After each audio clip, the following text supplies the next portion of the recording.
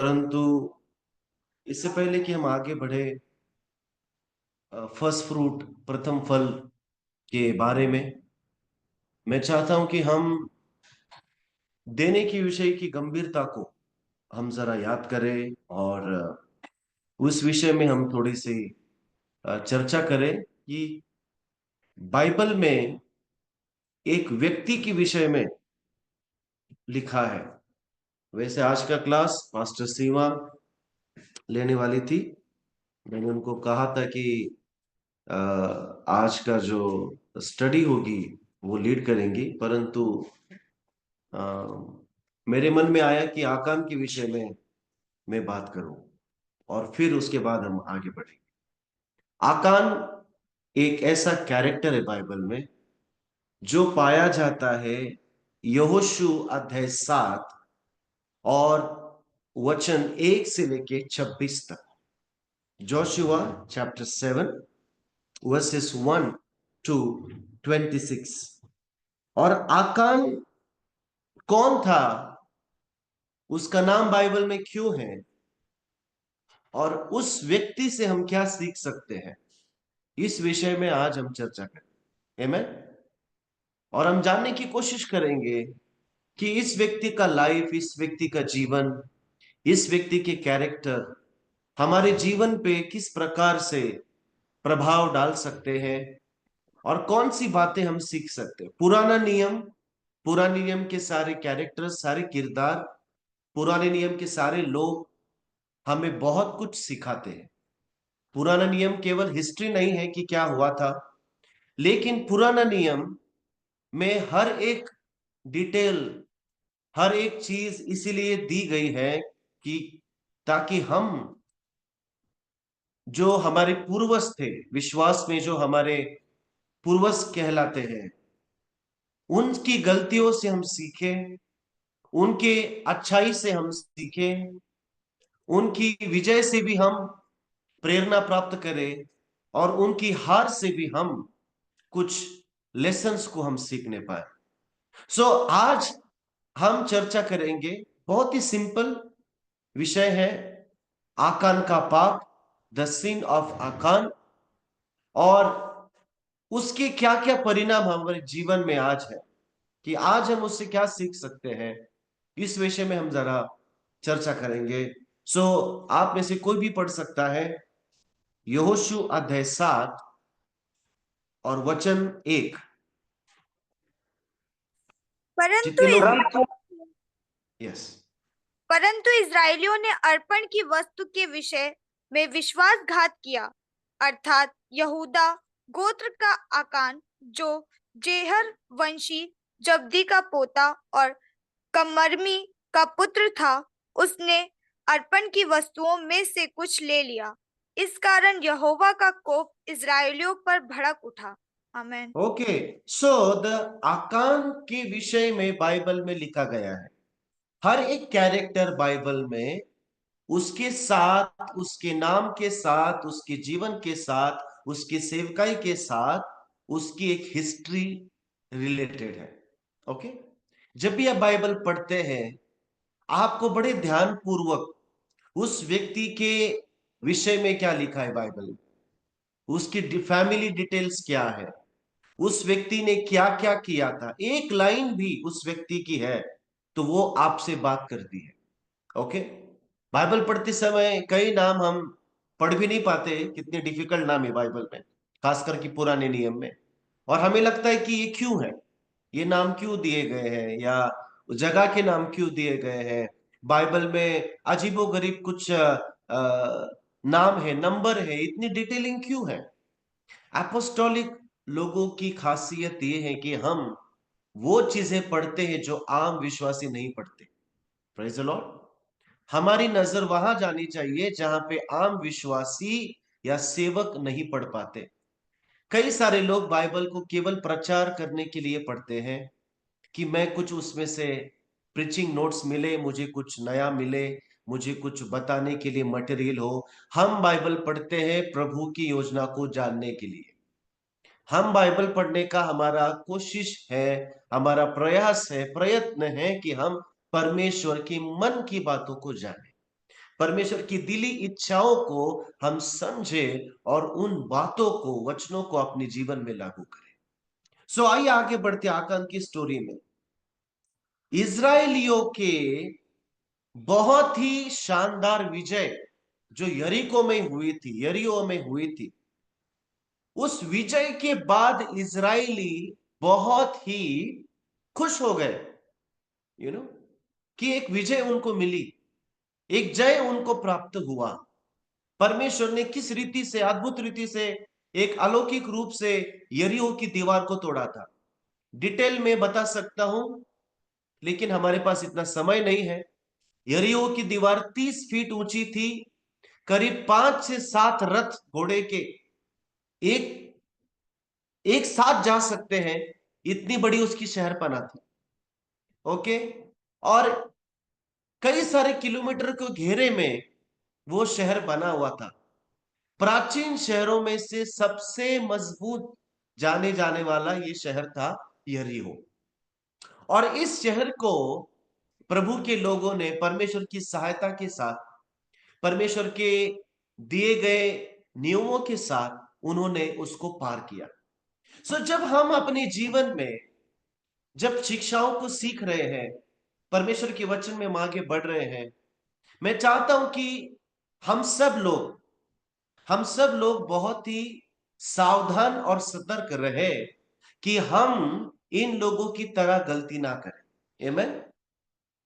क्योंकि जब हमको जय मिलती है, हम खुश हो जाते हैं, है ना। कि भाई बहनों ने प्रार्थना करी, 30 दिन उपवास किए और उनकी सारे प्रेयर पॉइंट्स का जवाब मेरे को मिल गया। कितनी खुशी होगी आपको। आप सबको बताएंगे कि मैंने प्रार्थना करी, उपवास किए और परमेश्वर ने मेरी प्रार्थनाओं का जवाब दिया। यस, परमेश्वर जीत देने वाला है। आमीन। परमेश्वर हमारा विजय देने वाला परमेश्वर है, आशीषों को देने वाला परमेश्वर है, वो बरकत को देने वाला परमेश्वर है। और आप इस बात के गवाह हैं कि यदि आज हमारा घर चल रहा है, सेवकाई चल रही है, इतने सताव के बीच में, प्रताड़नाओं के बीच में, विरोध के बीच में, यदि हम सब लोग अभी भी खड़े और जीवित हैं, ये केवल परमेश्वर की कृपा और उसकी दया है। हम हर दिन जीत का सामना करते मेरे प्रियो। भले ही कोई दिन खराब होता है, कोई हफ्ता खराब होता है ना, ज्यादा कुछ काम नहीं हो पाता, ज्यादा कुछ किसी की इनकम नहीं हो पाती है, लेकिन आप जाने या ना जाने, हर दिन आप विजय में जी रहे हैं। हम विजय में, विजय से विजय की ओर लेकर जाने वाला परमेश्वर है। From victory to victory. आमीन। सो इज़राइल भी यरीहो के ऊपर विजय प्राप्त करने के बाद एक शान के साथ, एक बहुत बड़े हिम्मत के साथ, हियाव के साथ वो लोग आगे बढ़ रहे थे। परमेश्वर ने उनको वचन दिया, परमेश्वर ने उनको बताया कि जो भी कुछ तुम जीतोगे, उस शहर में से सब कुछ क्या करना, उसका सोना चांदी, उसके बहुमूल्य जो चीजें होगी, उन सारी वस्तुओं को क्या करना, तुम लेकर आ जाना। है ना, पढ़ेंगे यहोशू अध्याय 6 वचन 17 से आगे कुछ पंक्तियां पढ़ेंगे। अध्याय 6। और नगर और जो कुछ उसमें है यहोवा के लिए अर्पण की वस्तु ठहरेगी। केवल राहाब वेश्या और जितने उसके घर में हो वे जीवित छोड़े जाएंगे, क्योंकि उसने हमारे भेजे हुए दूतों को छिपा रखा था। और हम्म। तुम अर्पण की हुई वस्तुओं से सावधानी से अपने आप को अलग रखो। ऐसा ना हो कि अर्पण की वस्तु ठहरा कर बाद में उसी अर्पण की वस्तु में से कुछ ले लो। और इस आमेन। प्रकार इजरायली ओके, थैंक यू। अध्याय 6 वचन 17 से आगे। ओके जी, भानु कंटिन्यू कीजिए। और इस प्रकार इजरायली छावनी को भ्रष्ट करके उसे कष्ट में डाल दो। सब हम्म। चांदी सोना और पात्र पीतल और लोहे के हैं, वे यहोवा के लिए पवित्र हैं और उसी के भंडार में रखे जाएं। तब लोगों ने ओके, जय जयकार किया। ओके। नाउ क्या आज्ञा थी परमेश्वर की कि जब तुम्हें विजय मिलेगा यरीहो में, उस विजय के बाद क्या करना है? जो भी वहां के चांदी के, पीतल के, कितने थे मालूम है? ये जो आकान जो था, यहूदा गोत्र का एक मेंबर है, एक कमांडर है, ओके, सोल्जर है। और उसने क्या किया? प्रभु की आज्ञा के बावजूद भी उसने उस लूट जो लेकर आए थे उसमें से कुछ उसने अपने पास छोड़ा। ओके, उसने क्या किया? परमेश्वर ने क्या कहा था? उसमें से कोई भी तुम अपने लिए मत रखना, कुछ भी अपने लिए मत रखना, क्योंकि वो पवित्र नहीं है। आई बात समझ में? कुछ भी अपने लिए नहीं रखना क्योंकि वो पवित्र नहीं है। अब आकान ने उस बाबिलोन के बनाए गए 200 शेकेल सिल्वर, यानी कि चांदी, और 50 शेकेल जिसकी जो कीमत या जिसका वजन होता है वैसा गोल्ड, अध्याय 7 वचन 21 पढ़ेंगे। यहोशू अध्याय 7 वचन 21। कि जब मुझे लूट में सिनार देश का एक सुंदर ओढ़ना और 200 सेकेंड चांदी और 50 सेकेंड सोने की एक ईंट देख पड़ी, तब मैंने उनका लालच करके वे मेरे डेरे के भीतर भूमि में उन्हें गड़े रख हैं और लिया। तल की नीचे चालू है। बस, थैंक यू। क्या किया उसने? लालच किया और उसको क्या कर लिया? रख लिया। ओके, अब आप ध्यान से सुनिए। ये कब हो रहा है मालूम है? जब प्रभु जीत जे दे चुका है। कितने लोग समझ रहे हैं? ये अपराध तब हो रहा है जब परमेश्वर उनको जीत दे चुका है। यरीहो को उन्होंने जीत लिया, यरीहो के ऊपर फतेह पाई, और उसके बाद आकान नामक जो व्यक्ति है, वो व्यक्ति क्या कह रहा है कि उसके मन में लालच आया। उसने 200 शेकेल सिल्वर जो वजन था और 50 शेकेल सोना जो है गोल्ड, उसको रख लिया। क्लियर डिसओबीडियंस, यानी कि संपूर्ण रूप से स्पष्ट अनाज्ञाकारिता, आज्ञा का उल्लंघन करना। आकान के नाम के साथ एक ऐसी स्टोरी जुड़ी है जो उसका नाम सुनते ही सामने आती है, वो है आज्ञा को तोड़ना, आज्ञा का उल्लंघन करना। ना, मैं क्यों ये बता रहा हूं मालूम है? क्योंकि परमेश्वर के बताए गई एक एक बातें हमारे जीवन में कितनी इंपॉर्टेंट होती है, और जब हम उन बातों को नहीं मानते हैं तो उसका क्या असर हो सकता है? परमेश्वर की आज्ञा तोड़ना, उस समय नहीं पता चलता कि मैं प्रभु की आज्ञा तोड़ रहा हूं, मैं परमेश्वर के वचनों को उलट पुलट कर रहा हूं, या जो मुझे करना चाहिए वो मैं नहीं कर रहा हूं। लेकिन बाद में पता चलता है कि उसके परिणाम क्या क्या है। क्या देखिए आकान के परिणाम? आकान की आज्ञा का उल्लंघन करने के इज़राइल के ऊपर परिणाम थे कि अब दूसरा शहर जो था वो था आय का शहर। क्या नाम है उसका? ए आय। ऑलराइट, ए आय, हिंदी में आय बोलते हैं उसको। ऑलराइट, आय के शहर के ऊपर जब उनको अब हावी होना है, आय के शहर के ऊपर उनको क्या करना है? हमला बोल देना है और उस शहर को अपने कब्जे में कर लेना है। और यहोवा उनके साथ था। आप पढ़ेंगे उस वचन में, यहोशू अध्याय 7 में आपको पता चलेगा कि यहोवा ने कहा था कि मैंने उस राजा को तेरे हाथ में दे दिया है, मैंने आय और उसके राजा को तेरे हाथ में दे दिया है, तुझे जाके बस युद्ध करना है। आमीन। सो परमेश्वर हमेशा हमें जय देने के लिए तैयार है। ऑलराइट, प्रभु की स्ट्रैटेजी, परमेश्वर की प्लान, उसकी योजना कभी नहीं बदलने वाली है। Never and ever. चाहे हमारी परिस्थिति कितनी खराब क्यों ना हो, हम कितनी भी हारने वाली स्थिति में क्यों ना हो, हम कई बार काबिल नहीं होते हैं कि हम परमेश्वर की योजना को अपने जीवन में लागू करें। उसकी योजना कभी नहीं बदलती, उसके प्लान कभी नहीं बदलते। उसकी योजना शुरू से है कि मेरे पास तुम्हारे लिए हानि की योजना नहीं है, परंतु लाभ की है। आमेन। वो योजना कभी नहीं बदलेगी। Never ever ever. तो परमेश्वर ने शुरुआत से ही इजरायलियों को किस लिए निकाला था? कि मेरे अपने लोग समस्त पृथ्वी पर राज करेंगे। ये योजना प्रभु की कभी नहीं बदली। नाउ आज प्रॉब्लम क्या है? बिकॉज हमें लगता है कि प्रभु की योजना कभी नहीं बदलेगी, तो मैं जैसा चाहूं वैसे जी सकता हूं,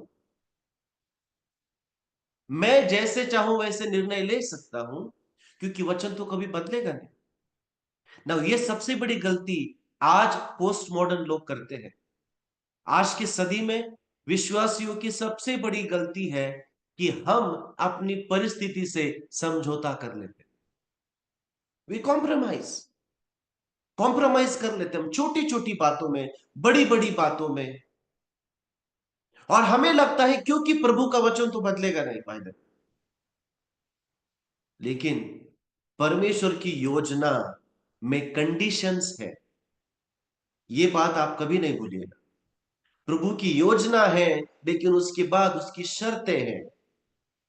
यू नो परमेश्वर की योजना को, परमेश्वर के प्रेम को, प्रभु के बलिदान को हम लोग बहुत हल्के में ले चुके हैं।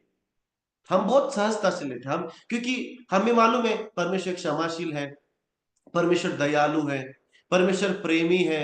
वो तो शीघ्र क्रोध भी नहीं करता, धीमे क्रोध करने वाला है।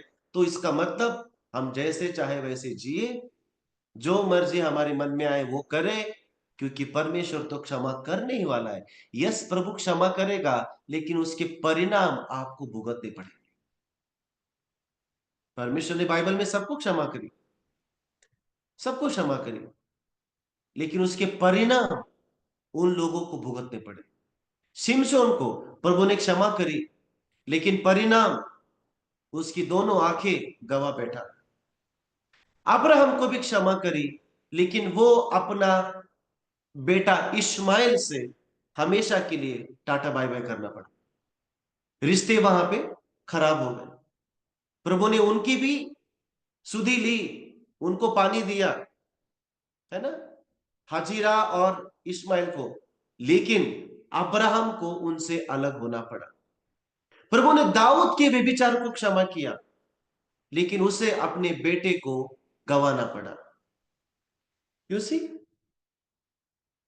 बाइबल में सारी बातें क्लियर लिखी है मेरे भी। हम कभी भी परमेश्वर की योजनाओं को हल्के में ना लें। यू नो एपोस्टोलिक टीचिंग्स में ये चीज आपको हमेशा सीखने को मिलेगी कि परमेश्वर तो तैयार है, लेकिन क्या उसकी कलीसिया परमेश्वर तक पहुंचने के लिए तैयार है? क्या हम अपना कदम आगे बढ़ाने के लिए तैयार है? उसके वचन क्लियर है, उसकी योजनाएं क्लियर है, लेकिन क्या हमारा प्रतिसाद, हमारा प्रत्युत्तर जो हमें करना है वो हम कर रहे हैं क्या? नहीं। प्रभु ने कहा था कि आय के शहर को, उसके राजा को मैंने तुम्हारे हाथ में दे दिया है। ये एक बहुत बड़ी प्रोफेसी है। जैसे कि हमने पास्टर जूडी से प्रोफेसी सुनी, कितने लोग आशीषित हुए थे। हमारा पहला जो सेशन था इस साल का, ट्यूसडे का, क्या ब्यूटीफुल वचन है। मैंने भी बहुत एंजॉय किया। मैं अभी तक उसको सोचता हूं, प्रार्थना करता हूं कि प्रभु जो हमने सुना था वो हमको चाहिए आने वाले 5 सालों में। यू नो बहुत एक्साइट हो जाते हैं हम लोग कि प्रभु ने बात करी, प्रभु ने ये वचन दिया, परमेश्वर ने मुझे ये ऐसा। लेकिन उसके बाद मेरे प्रियो, परमेश्वर अब हमारा इंतजार करता है कि हम कब उससे प्रेम करें। आमीन। यदि हम चाहते कि हमारे जीवन में, हमारे सेवकाई में, हमारे परिवार में ऐसा काम हो, हमारे शहर में ऐसा काम हो कि जो किसी आंखों ने नहीं देखा हो, जिसी कानों ने नहीं सुना हो, एक ऐसा काम जो किसी के भी विचार में नहीं आया हो, उसके लिए हमें भी कुछ करना पड़ेगा, हमें उससे प्रेम करना पड़ेगा। Amen? हम कंप्लीट मैसेज पे बिलीव करते हैं, हम केवल ऊपर की लाइन नहीं पढ़ते कि हाँ परमेश्वर ये करेगा आमेन, नहीं, उसके बाद भी हम पढ़ते हैं केवल उन्हीं के लिए जो उससे प्रेम करते हैं। यूहन्ना 3:16 है ना। लोगों को अभी तक समझ में नहीं आता है कि परमेश्वर ने जगत से जरूर प्रेम किया है, लेकिन उद्धार केवल उन्हीं का होगा जो उसके पुत्रों को स्वीकार करेंगे। ये सीधी सी बात। कई सारे बड़े थियोलॉजियंस और बाइबल के बड़े बड़े ग्रेट टीचर्स अभी तक लड़ रहे हैं, अभी तक लड़ रहे हैं। कई लोगों को लगता है कि सबका उद्धार ऑटोमेटिक हो जाए, क्योंकि वचन तो कहता है परमेश्वर ने जगत से प्रेम किया, लेकिन गलती है उसकी अगली लाइन नहीं पढ़ते हम, है ना। सब लोग को ये पता है कि हाँ परमेश्वर नहीं चाहता कि कोई नाश हो, प्रभु नहीं चाहता कोई नाश हो, लेकिन उसके बाद ये भी कहता है जो कोई, ये क्या है, कंडीशन है, whosoever, जो कोई उस पे विश्वास करेगा वो नाश नहीं होगा। इसका मतलब जो विश्वास नहीं करेगा उस पुत्र के ऊपर, उसका नाश होना तय है। ये बात कोई नहीं करता। और उस ऊपर की लाइंस को हमने लेकर एक फिलोसॉफी बना दी है कि सभी लोग उद्धार में आएंगे, सभी लोग उद्धार में आएंगे। नहीं, हमारा काम है उस पुत्र को प्रेजेंट करना, और जो स्वीकार करेंगे केवल वही का उद्धार होगा। जो अस्वीकार करेंगे, आपको समझना है कि वो, आप कुछ भी कर लीजिए, फिर आप उनसे प्रेम कीजिए, उनको माफ कीजिए, उनको खाने पे बुलाइए, उनको गिफ्ट दीजिए, उनको चर्च में इनवाइट कीजिए, वो नहीं बदलेंगे। आमीन। ये अपोस्टोलिक टीचिंग आपको सिखाएंगे, परमेश्वर के वचन का अगला लेवल। सो आकान की बात हम कर रहे हैं। परमेश्वर ने इस्राएलियों को संदेश दिया कि मैंने आए और उसके राजा को तुम्हारे हाथ में दे दिया है। कितनी एक्साइटमेंट की बात है। लेकिन आकान अपनी पार्ट को, अपनी रोल को भूल जाता है। परमेश्वर की आज्ञा को, क्लियर क्रिस्टल आज्ञा थी कि इसमें से कोई भी वस्तु तुम्हें नहीं लेना है। क्यों? क्योंकि वो पवित्र नहीं हुई है अभी तक, वो शुद्ध नहीं हुई अभी तक। प्रॉब्लम उस गोल्ड में नहीं है, प्रॉब्लम उस सिल्वर में नहीं है, प्रॉब्लम है कि वो अभी तक प्रभु के सामने दिखाया नहीं गया था। कितनी छोटी सी बात है ना, कि क्या हुआ मैंने ले लिया तो, है ना, क्या हुआ फिर मैंने ऐसे किया तो, कुछ भी तो, वो तो लूट ही तो है। लेकिन नियम है परमेश्वर का, यदि वो चीज इतनी सिंपल होती तो प्रभु वो आज्ञा देता ही नहीं कि तुम उसको नहीं लेना। प्रभु बोलता ठीक है, लूट ले लो और अपने आपस में बांट लो, ऐसा वचन कहता। लेकिन नहीं, प्रभु ने क्लियर आज्ञा दी थी। आय के शहर पे जब ये लोग अटैक करने गए, एक बहुत ही शर्मनाक हार का सामना उनको करना, बहुत ही शर्मनाक हार। कितने लोग मारे गए मालूम है? पढ़ेंगे अध्याय 7 वचन 4-5। यहोशू अध्याय 7। इसलिए कोई यहोशू, यस, इसलिए कोई 3,000 पुरुष वहां गए, परंतु एक के रहने वालों के सामने से भाग आए। तब एक के रहने वालों ने उनमें से कोई 36 पुरुष मार डाले और अपने फाटक से शाबारीम तक उनका पीछा करके उतराई में उनको मारते गए। तब लोगों तब लोगों का मन पिघल कर जलसा बन गया। आमेन। कितने लोग मारे गए वहां पे? 36। कितने लोग? 36 लोग वहां पे मारे गए। और इजरायली कंफ्यूज हो गए कि उनकी हार हुई कैसे। आमीन। कंफ्यूज हो गए कि उनकी हार हुई कैसे। यहोशू ने उस इतना बड़ा योद्धा जिसके ऊपर प्रभु की अभिषेक है, जो मूसा के द्वारा अभिषिक्त किया गया है, प्रभु के द्वारा भेजा गया है, उसकी हार होती यहां पे। और अब ये लोग देख रहे हैं कि प्रभु का क्रोध, उनका गुस्सा उनके खिलाफ भड़क चुका है। How dangerous, how dangerous. क्यों हार हुई मेरे प्रियो? क्या आकान का पाप इतना बड़ा था? 20 शेकेल सिल्वर और 50 शेकेल गोल्ड लेना, क्या वो इतनी बड़ी बात थी लूट में से? Amen? हमें बड़ी बड़ी शिक्षाओं को सीखने का चस्का लग चुका है ना? और डीप बातें, गहरी बातें, एपोस्टोलिक टीचिंग्स तो डेफिनेटली हाईएस्ट रेवलेशन है, डीप टीचिंग्स है, ग्रेट नॉलेज है। लेकिन कहीं ऐसा तो नहीं कि हम छोटी बातों को हम लोग ध्यान में नहीं रख रहे? परमेश्वर की आत्मा मुझसे और आपसे बात कर रही कि बड़ी बड़ी जीतों के चक्कर में क्या हम आंधे तो नहीं हो रहे हैं? बड़ी बड़ी अचीवमेंट्स, बड़ा ज्ञान, बड़ी शिक्षाएं, बहुत तगड़ा रिवलेशन, प्रकाशन, सक्सेस, क्या हम इसके चक्कर में छोटी बातों को तो नजरअंदाज कहीं नहीं कर रहे? आमेन। आकान का छोटा सा पाप पूरे राष्ट्र की हार के लिए काफी था।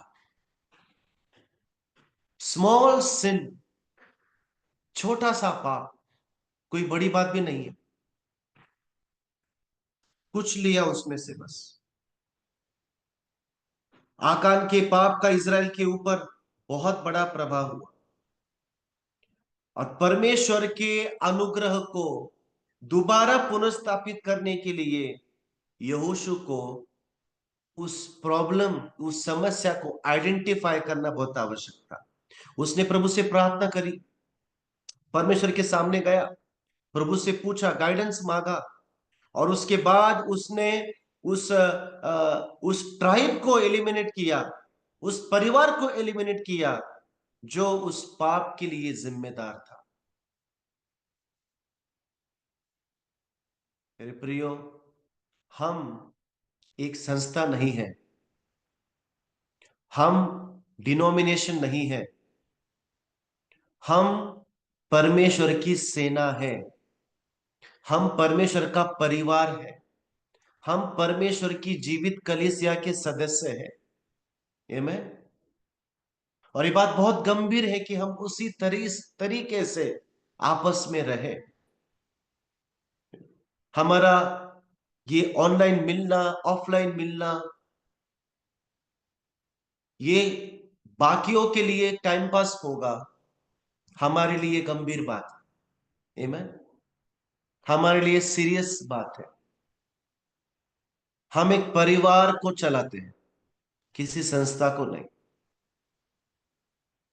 हमेशा याद रखिएगा, ये जो हमारा ग्रुप है, ये जो हमारा झुंड है, ये कोई नेटवर्क नहीं है, ये एक परिवार है, ये कुटुंब है। आमीन। और हम में से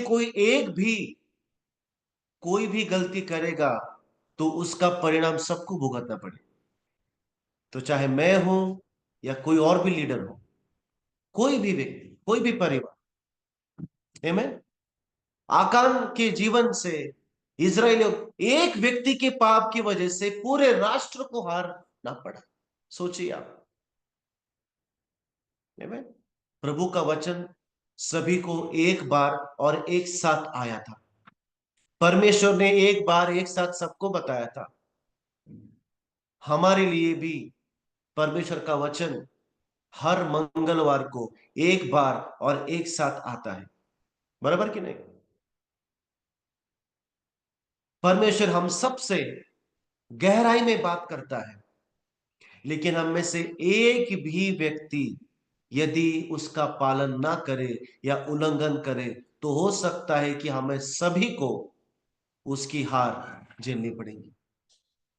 it's a very frightening thing. आइए पढ़ेंगे वचन 14 से आगे, 7 का 14।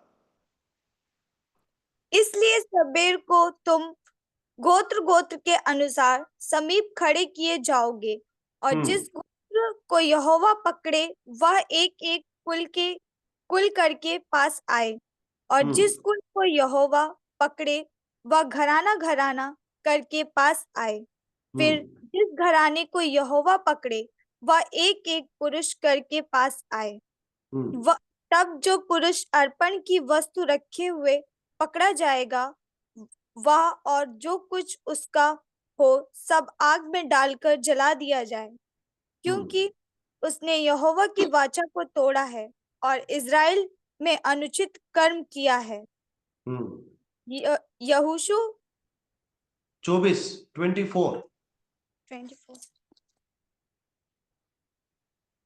तब सब इज़राइलियों समेत यहोशू जेरह वंशी आकान को और उस चांदी और ओढ़ने और सोने की ईंट को और उसके बेटे बेटियों को और उसके बैलों गधों और भेड़ बकरियों को और उसके डेरे को अर्थात जो कुछ उसका था उन सबको आकोर नामक तराई में ले गया। हम्म तब यहोशू ने उससे कहा, तूने हमें क्यों नष्ट कर दिया है? हम्म आज के दिन यहोवा तुझी को कष्ट देगा।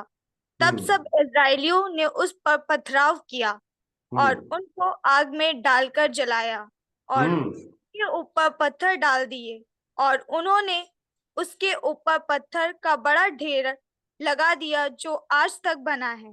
तब हम्म यहोवा का भड़का हुआ कोप शांत हो गया।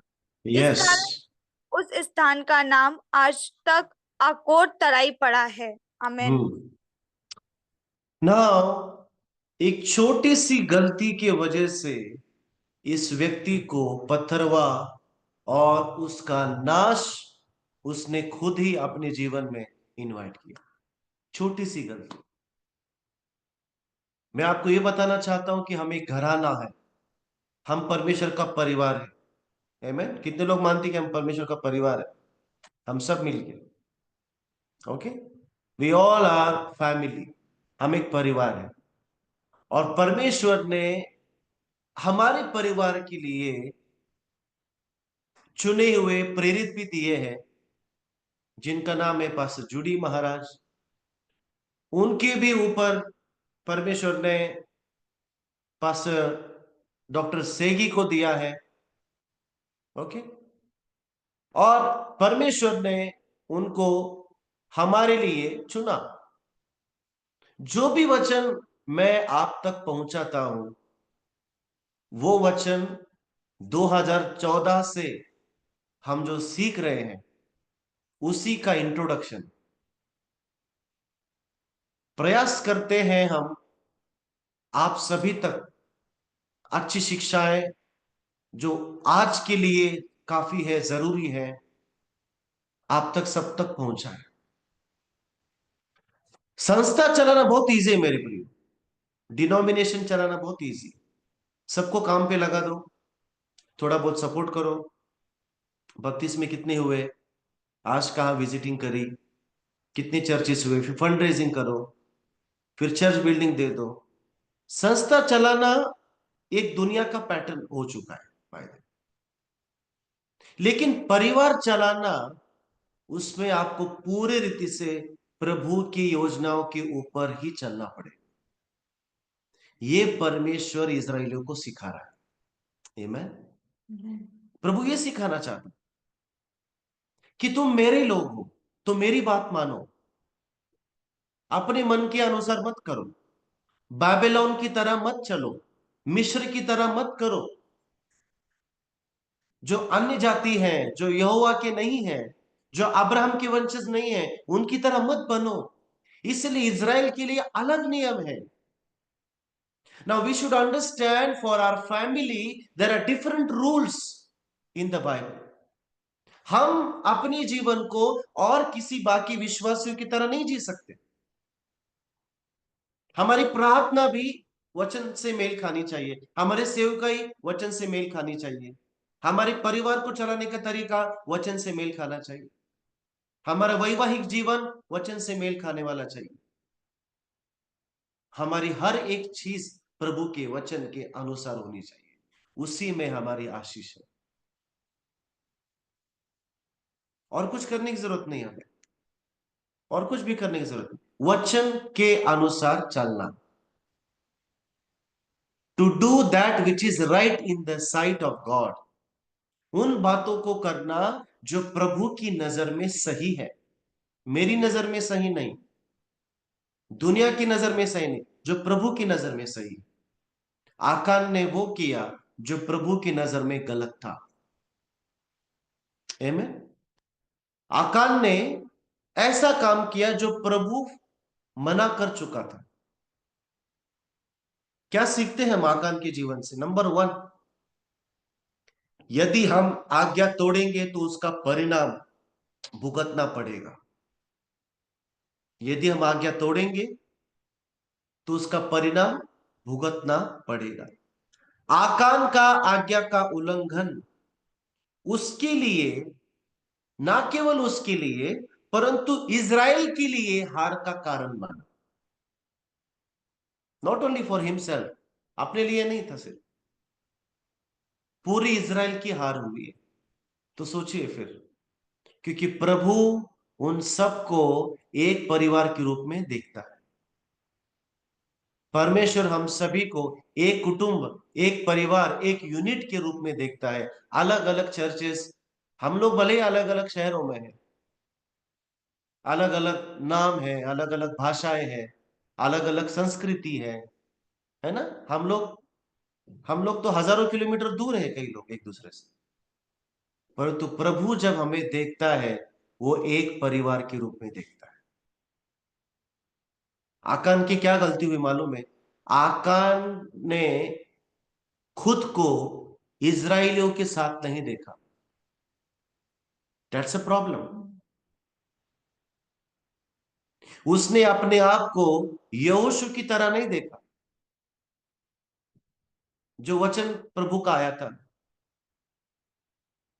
उसने अपने शरीर को बढ़ावा दिया, और जो सुंदर सुंदर चादरें थी, सोने का क्या था वो, 20 शेकेल, चांदी का 50 शेकेल, गोल्ड, वो चीजें देखकर वो प्रलोभित हो गया। और आप सब जानते हैं, प्रलोभन सबसे पहले आंखों से शुरू होता है। अदन की वाटिका में स्त्री ने देखा वो फल सुंदर है, दिखने में सुंदर है, इट इज ब्यूटीफुल। पाप वहां पे शुरू हुआ, बराबर कि नहीं? शैतान ने यीशु मसीह को दुनिया का सारा वैभव दिखाया आंखों से, कि देख क्या क्या है। मैं आपको बताऊं, जितना प्रभु आपको इस्तेमाल कर रहा है, जितना परमेश्वर आपको नया प्रकाशन दे रहा है, आप परमेश्वर ने मैच्योर होते जा रहे हैं, उतना आपको शैतान प्रलोभन देगा। उसका काम ही वही है, उसका नाम ही है टेम्पटर। समझते? टेम्पटर यानी कि प्रलोभन में डालने वाला, परीक्षक। Is a tempter. Devil, father of lawyers, झूठ का पिता, ये उसकी जॉब प्रोफाइल है बाइबल में। ओके, उसका काम ही वही, वो बनाया गया है उसी काम के लिए, कोई नया नहीं कर रहा है वो। जो लिखा है वैसे ही वो बिहेव कर रहा है। प्रॉब्लम है मुझ में और आप में। हम जिस चीज के लिए सृजे गए हैं, हम जिस चीज के लिए बनाए गए हैं, उस काम को हम नहीं कर पाते, जबकि प्रभु की नजर शैतान पे नहीं, हमारे ऊपर है। आमीन। प्रभु ने हमें सुरक्षा दी है, प्रभु ने हमें आशीष दी है, प्रभु ने हमें उद्धार दिया है, फिर भी हम अपने काम को सही से नहीं कर पाते। आकान का पाप, उसकी आज्ञा का उल्लंघन, ना केवल उसके लिए परंतु सारे इज़राइल के लिए पनिशमेंट ठहराया। दूसरा लेसन, पाप हमारे जीवन में लंबे समय तक का प्रभाव डाल सकता है। पाप हमारे जीवन में लंबे समय तक प्रभाव डाल सकता है। आकान का पाप अब 2001 कितने, हम 2025 में हैं और अभी तक हम उसका नाम ले रहे हैं, है ना। आकान को क्या हम अच्छे व्यक्ति के रूप में देखते हैं? नहीं। जबकि बाइबल में कई लोग जो बुरे थे लेकिन बाद में अच्छे बन गए। इसी अध्याय में पढ़ा हमने राहाब वेश्या के विषय, राइट। वो वेश्या थी, अपने जिस्म को बेचती थी, लेकिन उसने एक भला काम किया और बाइबल में यीशु मसीह की वंशावली में उसका नाम डाल दिया। आमीन। पहले पास्ट बुरा है लेकिन उसका एंडिंग अच्छा है। और क्या क्या बाइबल में, याबेस, याबेस का बचपन बहुत संघर्ष, बुरा। उसके नाम का मीनिंग क्या होता है? दुख या पीड़ा, तकलीफ, रोना। लेकिन बाद में क्या होगा याबेस का? परमेश्वर ने जीवन बदल दिया। याकूब, याकूब का जीवन धोखे वाला जीवन था कितने सालों तक, लेकिन उसका नाम क्या कर दिया परमेश्वर ने? इज़राइल कर दिया। कई लोगों का नाम चेंज हुआ, मतलब कैरेक्टर चेंज हुआ। कई लोग जो बुरे थे बाद में अच्छे बन गए। सामरी स्त्री जिसके 5 पति थे और जिस किसका है मालूम नहीं है, एक यीशु मसीह को पानी पिलाना, यीशु मसीह की बात मानना, यीशु मसीह को आदर करना, उसको missionary banana. Praise the Lord. वो सामरिया में जाके मिशनरी बन गई, सुसमाचार प्रचार करने वाली बन गई। चेंज हुआ। जक्कई, है ना, गलत सलत टैक्स लेता था, फ्रॉड करता था, कई सालों तक उसने ऐसा किया। एक दिन यीशु मसीह को डिनर देना, यीशु मसीह को अपने घर में होस्ट करना, उसका लाइफ चेंज।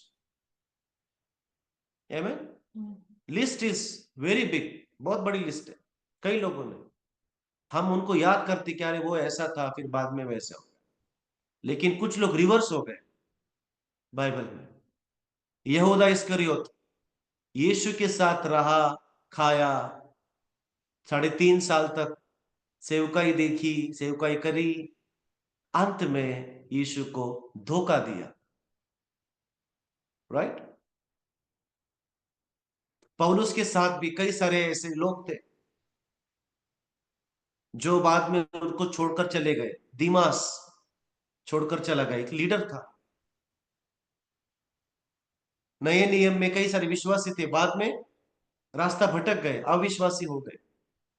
शाऊल, शुरुआत बहुत अच्छी थी लेकिन अंत उसका बहुत खतरनाक हुआ, right. Lot of people in the Bible, Achan भी उनमें से एक है। आकान का पाप का जो परिणाम है वो लंबे समय तक चला रहा। तीसरा लेसन, परमेश्वर की पवित्रता हमें जवाबदेह बनाती है। परमेश्वर की पवित्रता हमें जवाबदेह बनाती है। God's holiness demands accountability. जो लोग लिख रहे हैं उनके लिए मैं फिर से रिपीट करूं, परमेश्वर की पवित्रता हमें जवाबदेह बनाती है। जवाबदेह यानी कि उत्तरार्थी, मीन्स अकाउंट देना किसी को, प्रभु की डिमांड है। आकान का पाप केवल एक व्यक्तिगत मसला नहीं था, परंतु वो परमेश्वर की पवित्रता के खिलाफ एक विद्रोह था।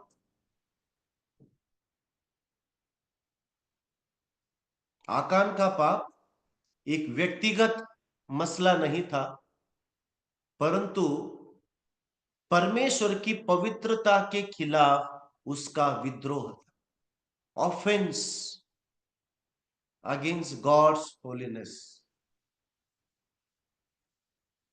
इसलिए मैं हमेशा इस बात को कहता हूं, प्रभु के प्रेम के वजह से अंधे ना हो जाए, परमेश्वर की पवित्रता को ना भूले।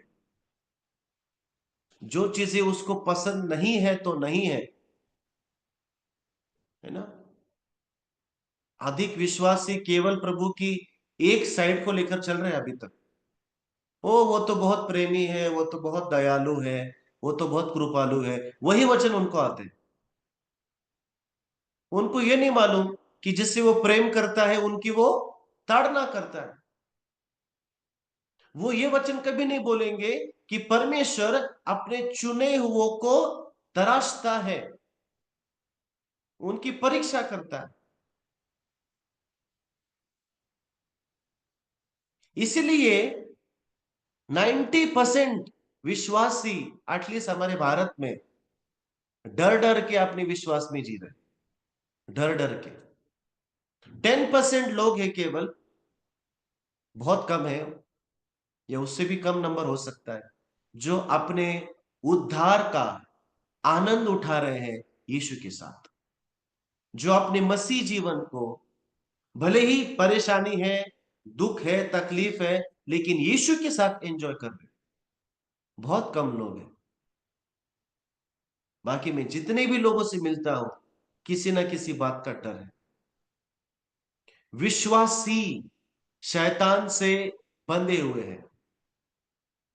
गैर विश्वासी की बात तो छोड़ ही दीजिए। कलीसिया में विश्वासी बैठे हैं जिनके अंदर इजबेल की आत्मा, शाऊल की आत्मा और आकान की आत्मा, नबूकदनेस्सर की आत्मा, फिरौन की आत्मा आपको नजर आएगी।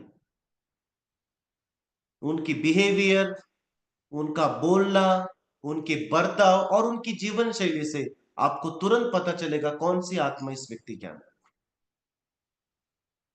सबसे पहले वहां छुटकारा जरूरी, वेरी इंपॉर्टेंट। प्रभु अपनी पवित्रता को किसी के लिए कॉम्प्रोमाइज नहीं कर सकता। आमेन। किसी के लिए भी नहीं।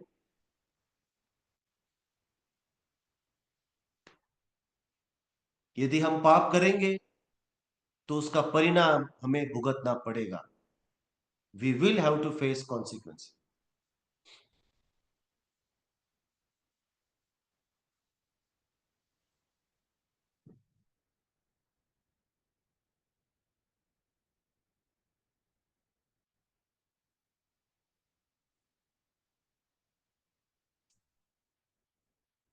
आकान का पाप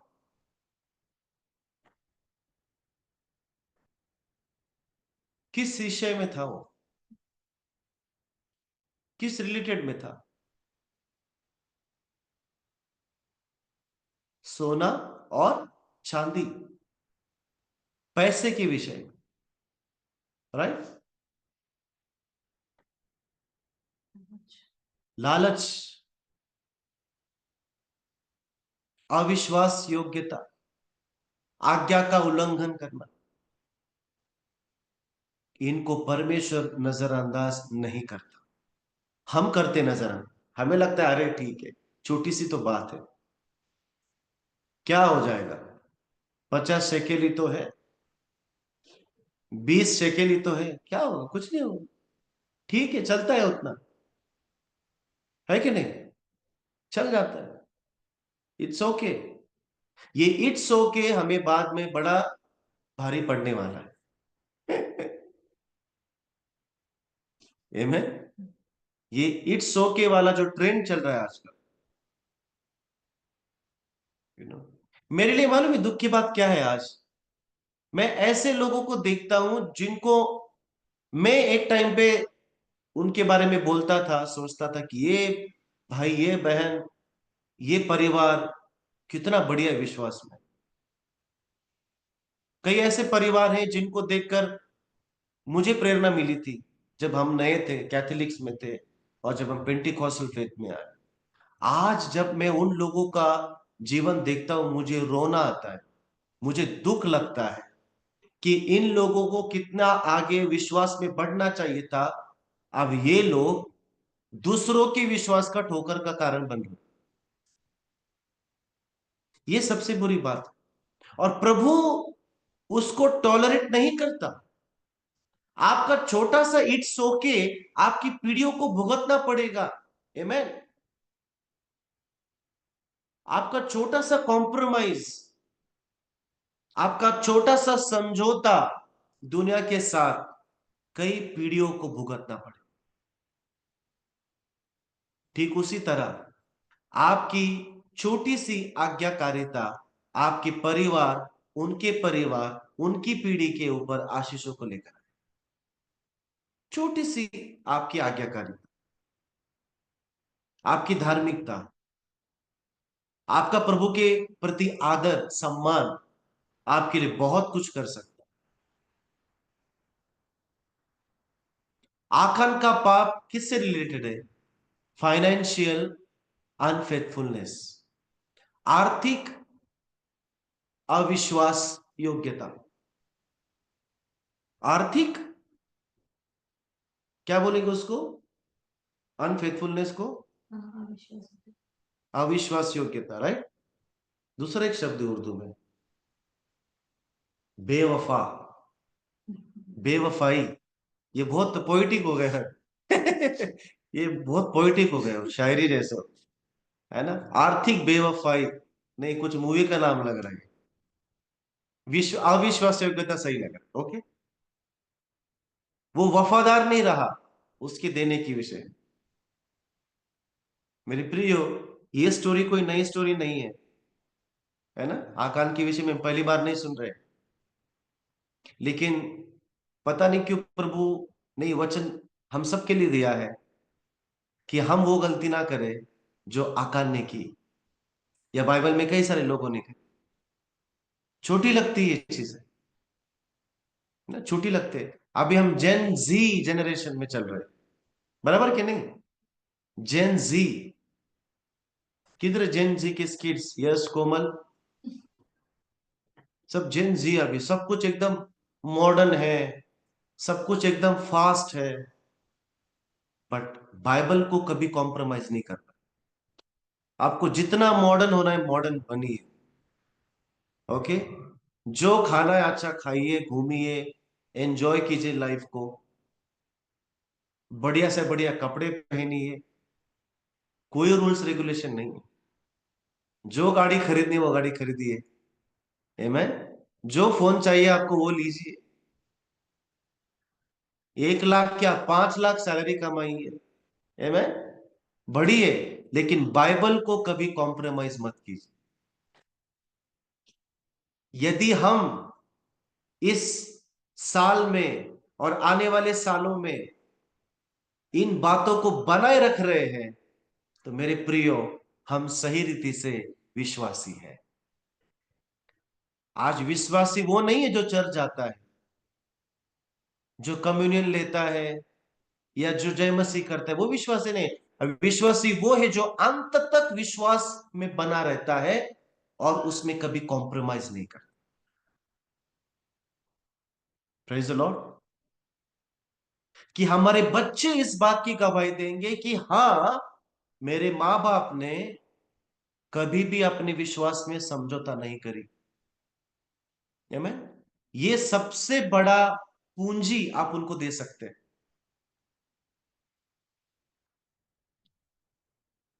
ये सबसे बड़ा गिफ्ट आप उनको दे सकते हैं कि आप प्रभु के प्रति वफादार रहे। आमीन।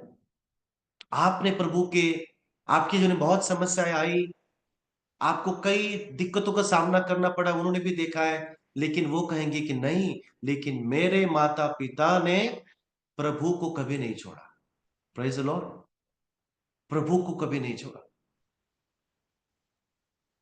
वे विश्वास में बने रहे, और वही विश्वास उनके अंदर भी आएगा, और वे भी आपकी तरह या आपसे बेहतर बन सकते। आपने जहां छोटी सी कॉम्प्रोमाइज करी, हम अगले पीढ़ी के लिए खड्डा खोद रहे हैं, ये कभी नहीं भूलिएगा। हम अगली पीढ़ी को विश्वास से दूर ढकेल रहे हैं, पता भी नहीं चलेगा मेरे को, क्योंकि हम अपोस्टोलिक कम्युनिटी होने के नाते, प्रभु के लोग होने के नाते, हम पीढ़ी से दर पीढ़ी निर्माण कर रहे हैं। आमेन। हम केवल अपने नहीं निर्माण कर, जो भी आज हम कर रहे हैं अगली पीढ़ी के ऊपर डेफिनेटली उसका प्रभाव होने वाला है, चाहे वो नेगेटिव हो या पॉजिटिव हो, लेकिन प्रभाव होगा। परमेश्वर की प्रति विश्वास योग्य रहना,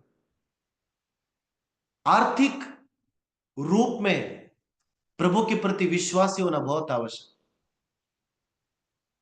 केवल हम सेशंस के ऊपर सेशन ले रहे हैं, टाइट्स के बारे में, फिर फर्स्ट फ्रूट के बारे में, और फिर ऑफरिंग के बारे में, ये बहुत बड़ी टीचिंग्स है मेरे लिए, लेकिन बेसिक बातों को कभी नहीं भूलिएगा कि जो प्रभु का है वो केवल प्रभु का ही है, उसमें मेरा कुछ नहीं है। जो परमेश्वर को देना है वो देना ही है, चाहे कुछ भी हो जाए। आकान के पाप, आकान की गलती हमें क्या सिखाती है? सबसे पहली चीज कि सब कुछ परमेश्वर का है और उस पे परमेश्वर का ही हाथ है। Everything belongs to God. Amen. सब ये हमारा मेंटालिटी होना चाहिए, और यही मेंटालिटी प्रभु ने शुरुआत में इजराइल को दिया था। आदम हव्वा को यही मेंटालिटी, यही यही टीचिंग दी थी कि सब कुछ मेरा है, मैं बनाने वाला हूं, मैं मालिक हूं सब चीजों का, मैं जैसे कहता हूं वैसे तुम करो बस। परमेश्वर सब कुछ है ना। भजन संहिता 24 का 1 पढ़ेंगे। भजन संहिता 24, साम नंबर 24:1।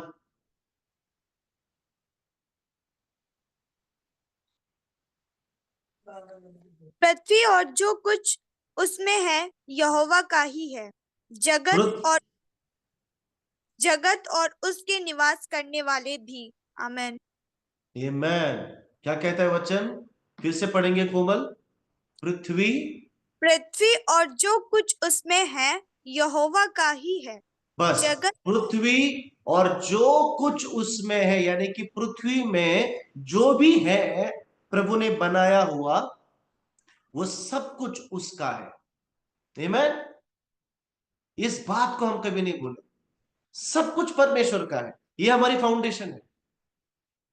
कोई भी देश, राष्ट्र या कोई भी व्यक्ति ऑफिसर का नहीं है। समझ रहे हैं? सब कुछ किसका है? परमेश्वर का है। आगे पढ़िए। जगत और उसमें निवास करने वाले भी। आमेन। जगत और उसमें निवास करने वाले भी। Everything belongs to God. Amen. सब कुछ मेरे परमेश्वर का है, सब कुछ मेरे परमेश्वर का है। अब इसकी दो चीजें हैं, इसके दो पैराडॉक्स हैं जो मेरे मन में अभी आ रहे हैं। नंबर 1, जब हम इस वचन को सीखते हैं, पढ़ते हैं, सब कुछ परमेश्वर का है, इसका मतलब हमें सब कुछ प्रभु के हाथ में सौंपना चाहिए, है कि नहीं?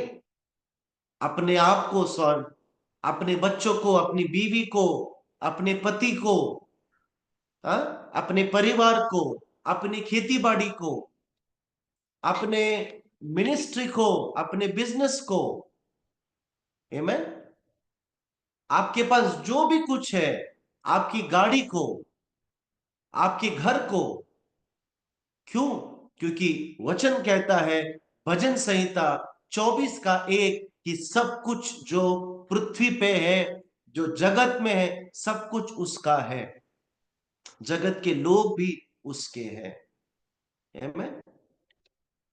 तो इसका मतलब हमारा फाइनेंस भी, आमेन, हमारे फाइनेंस भी किसका है? परमेश्वर का है। तो हमारा क्या है फिर? है ना क्वेश्चन? हमारा क्या है? हमारा हिस्सा परमेश्वर है। हमारा हिस्सा क्या है? परमेश्वर है। एक question, मैं यहोवा तेरा भाग, निजी भाग होगा। Praise the Lord.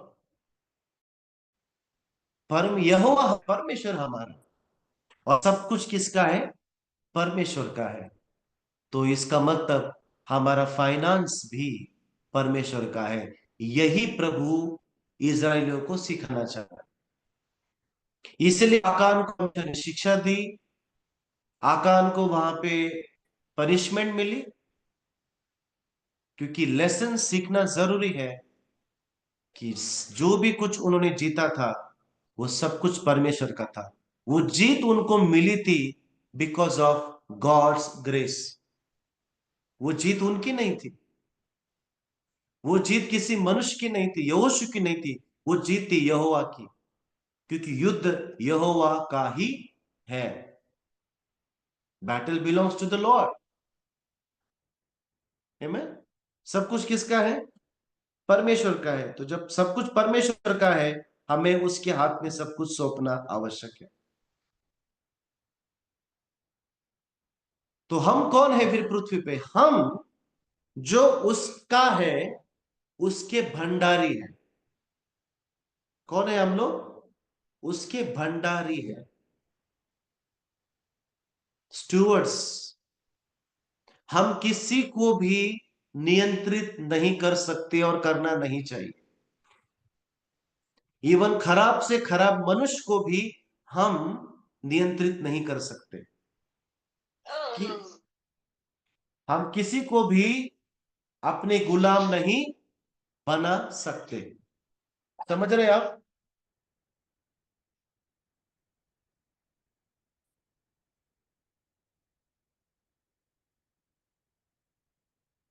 हम किसी को भी अपने जोर जबरदस्ती आधीनता में नहीं चला सकते, इवन आत्मिक पुत्रों को भी। हम कई अपने पुत्रों को तो बिल्कुल छूट छूट दे रखी है। कई आत्मिक पुत्र हैं जो कहते हैं कि हम उनके पुत्र हैं, आप हमारे आत्मिक पिता है, लेकिन हम किसी भी रीति से कंट्रोल नहीं करते किसी को, किसी को भी नहीं। सब छूट दे रखी। किसी के मन में आए कि हमको छोड़ना है, टाटा बाय बाय। किसके मन में आए कि जुड़ना है, वेलकम, हम लोग हैं। मैं किसी को भी फोन करके नहीं पूछता हूं क्या कर रहे हो, ये किया क्या, वो किया का, नहीं। मुझे लगता है एक बार बोलना ही काफी होता है पिता को। पुत्रों को तुरंत वो बात समझना चाहिए। Connection is very important. हम किसी को भी कंट्रोल नहीं कर सकते। आमेन।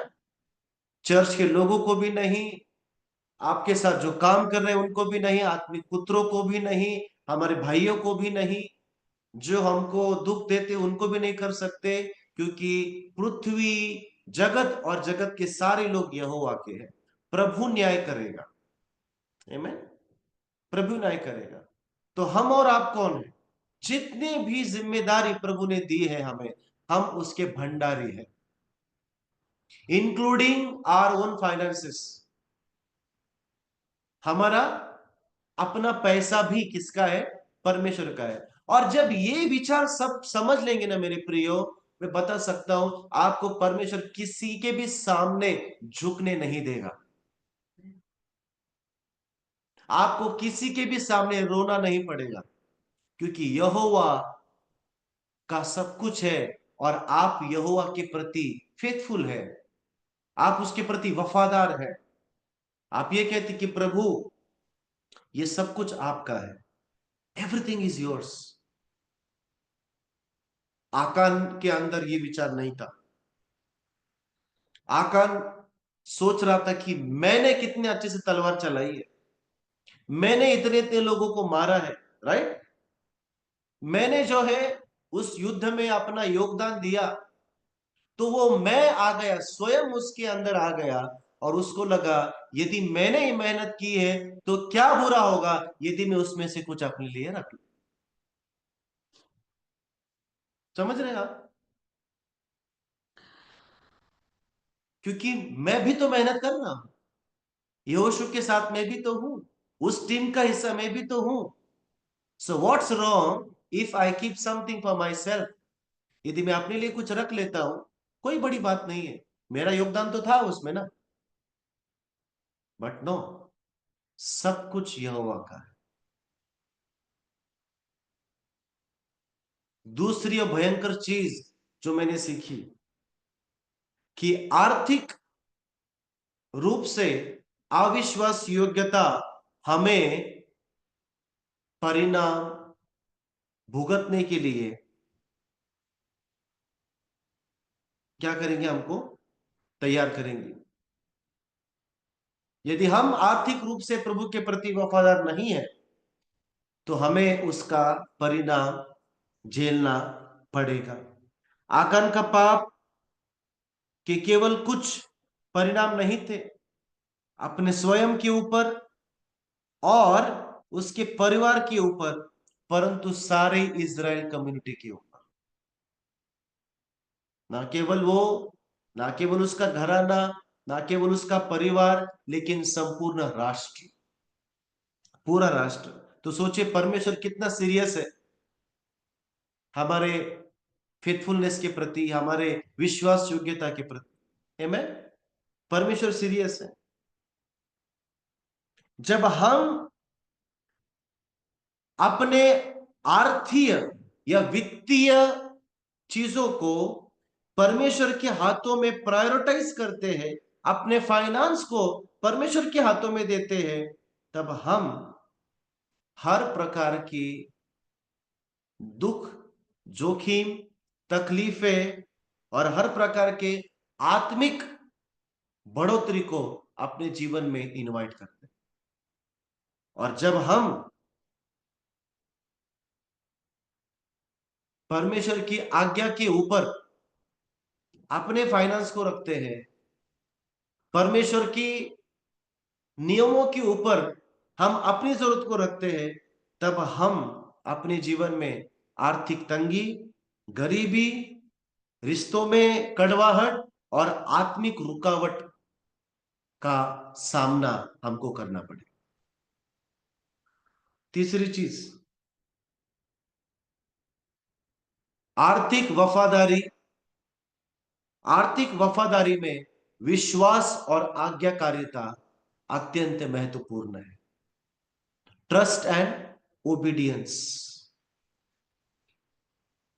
जब हम परमेश्वर के हाथ में जो परमेश्वर का है वो दे देते हैं, मेरे प्रियो, हमारी क्रिया उसके प्रति हमारा भरोसा, उसके प्रति हमारी विश्वास योग्यता को दर्शाता है। और हम इस बात को कहते हैं कि प्रभु ही देने वाला है, मैं नहीं हूं, या कोई इंसान नहीं है, कोई मनुष्य नहीं है। और आखिरी बात, उससे पहले और एक सुझाव मैं देना चाहूंगा। आपकी आर्थिक आशीषों का क्रेडिट कभी भी किसी मनुष्य को ना देने। आमेन। आपकी आर्थिक आशीषों का क्रेडिट यानी कि श्रेय किसी भी मनुष्य को ना दे। जहां आपने ये गलती करी, मान लीजिए आपने परमेश्वर की तौहीन की है, आपने परमेश्वर की इंसल्ट किया है, अपमान किया है, भले ही प्रभु व्यक्ति को ही चुनेगा, किसी के भी द्वारा आपको आशीष दे, लेकिन आपकी आशीष का श्रेय, आपकी बरकत का श्रेय केवल और केवल परमेश्वर को ही जाना चाहिए। समझ रहे सब लोग? कभी भी पैसे के लिए किसी व्यक्ति का गुलाम मत बने, नेवर एवर, कभी भी नहीं। इनफैक्ट आप सभी को इस बात को ध्यानपूर्वक सोचिए कि आपको दशमांश देने वाले आपको कंट्रोल ना करें। आमेन। आपको सपोर्ट करने वाले, उनका मन जांचिए, देखिए किस इच्छा से वो दे रहे हैं। कहीं ऐसा तो नहीं कि आज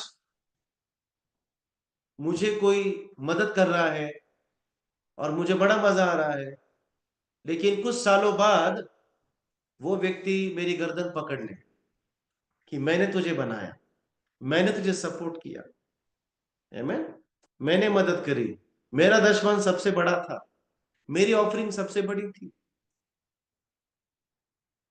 प्रेज द लॉर्ड। प्रभु को आपके लिए लोग खड़े होने दो, आमेन। परमेश्वर किसी को भी इस्तेमाल कर सकता है, किसी गरीब से गरीब व्यक्ति को भी इस्तेमाल कर सकता है कि वो आपको आशीष दे। हुआ है, हमारे साथ हुआ है कई बार, गरीब से गरीब लोग परमेश्वर ने इस्तेमाल किया आशीष करने, क्योंकि सारी आशीषें, सारी आर्थिक बातें प्रभु की ओर से नहीं आती है। आपको पहचानना है, कहीं वो जजबेल तो नहीं है, कहीं वो नबूकदनेस्सर तो नहीं है जो दानियल को जॉब ऑफर कर रहा है, शद्रक मिशक अबेदनगो को नौकरी दे रहा है, लेकिन एक दिन वो ये कहेगा कि अब मेरे मूर्ति के सामने झुको।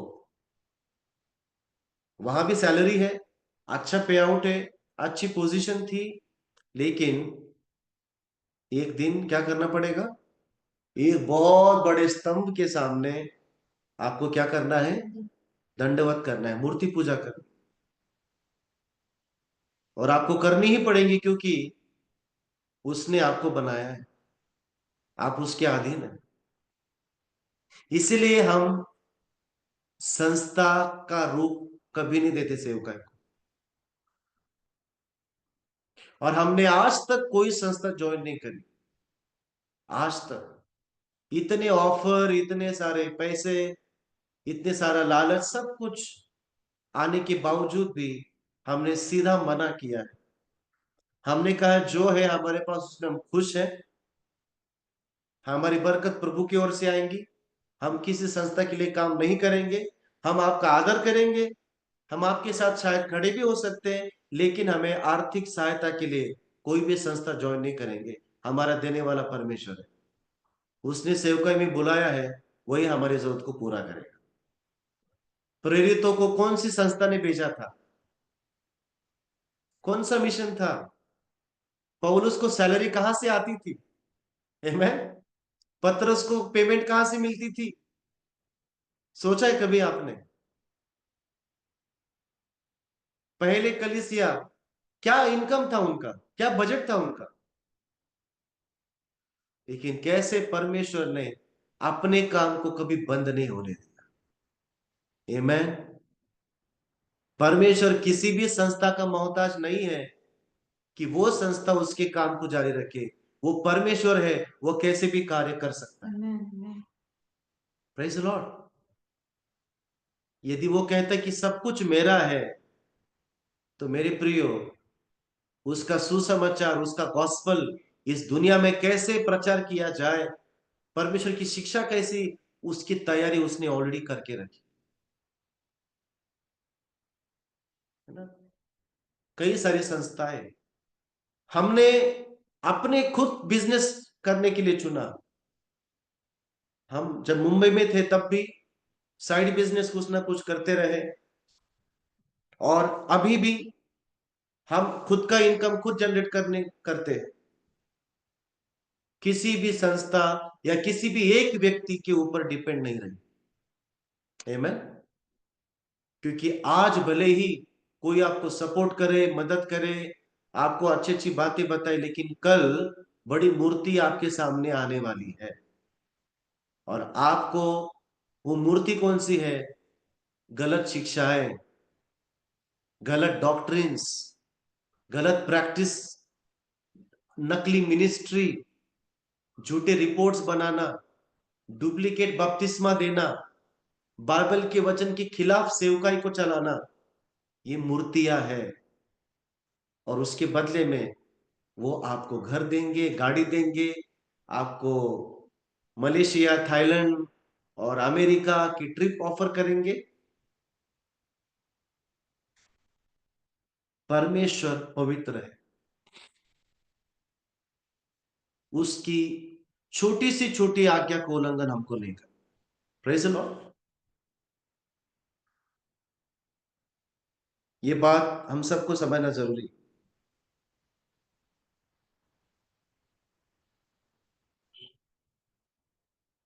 चौथी चीज,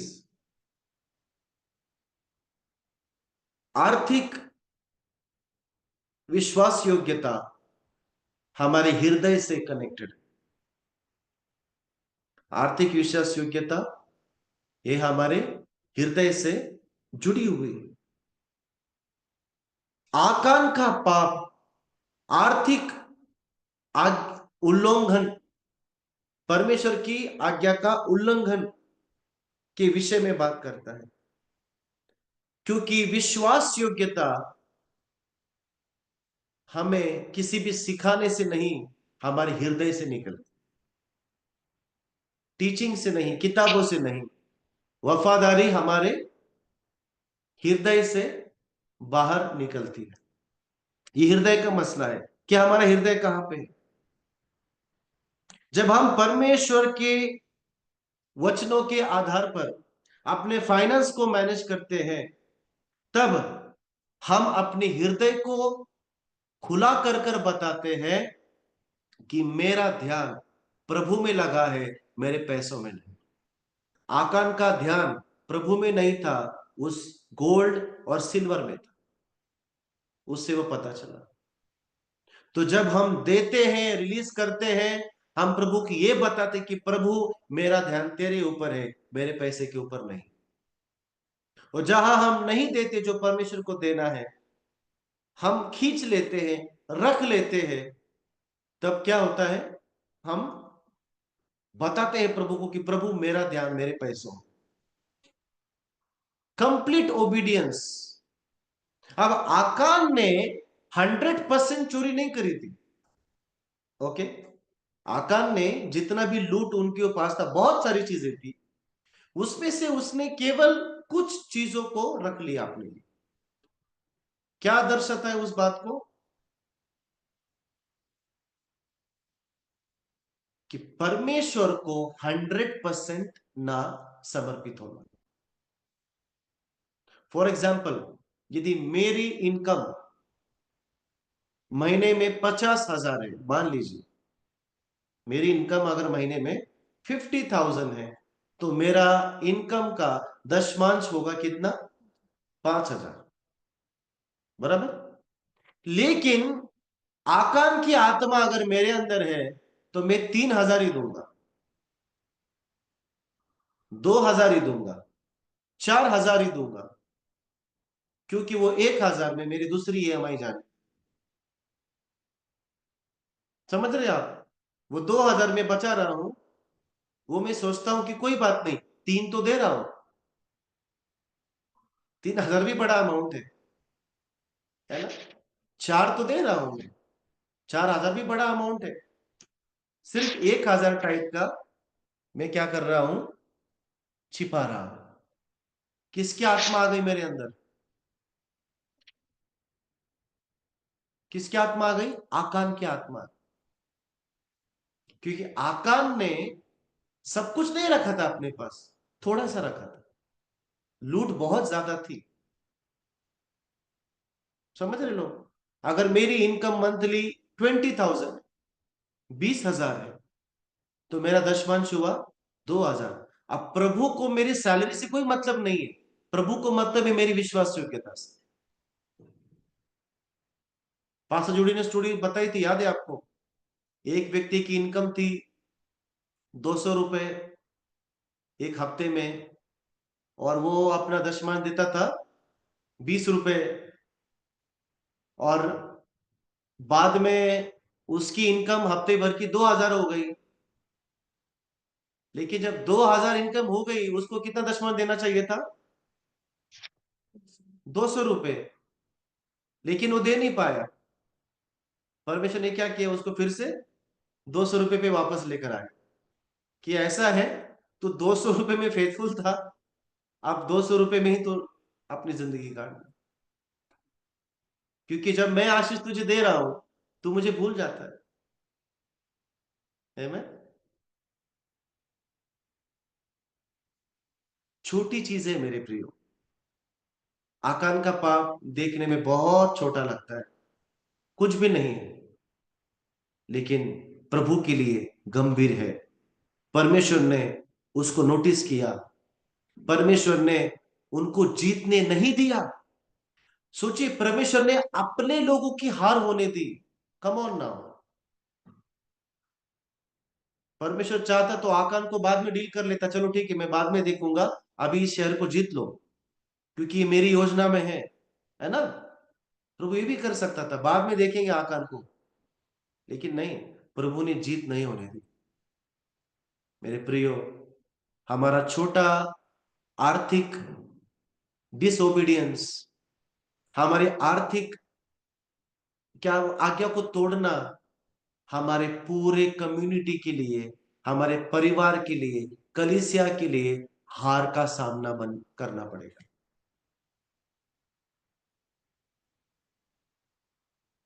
कितने लोग से पवित्र आत्मा बात करता है, उससे ये वचन सबसे पहले मुझसे बात की, तभी मैं आपके सामने बता रहा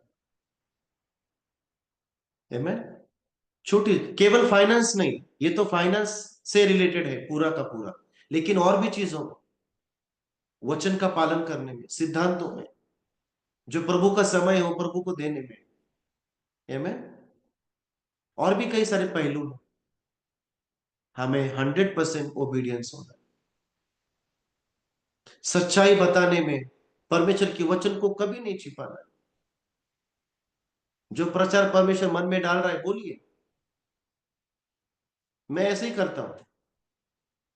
कभी कभी मुझे लगता है कि नहीं बोलना चाहिए था वो मुझे, वो प्रीचिंग बहुत डिफिकल्ट थी। कभी कभी मुझे मालूम है कि जो मैं बोलने वाला हूं, कई लोग गुस्सा हो जाएंगे, नाराज हो जाएंगे, लेकिन मैं क्या करूं, पवित्र आत्मा अनुमति नहीं देता है। 4 लोग भले ही छोड़ के चले जाए, नाराज हो जाए, लेकिन प्रभु का वचन यहोवा की यह वाणी है और वो मुझे बतानी। फेथफुलनेस, प्रचार करने में फेथफुलनेस, आमेन, 100% देना है।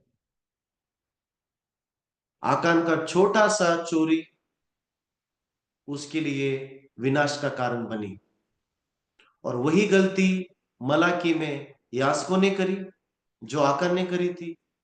याजक लोग भी अपने अर्पण के विषय में, देने के विषय में चोरी करते थे, और वो कहते थे कि हमने तुझे कैसे ठगा, और प्रभु ने उनकी चोरी उनको बता दी।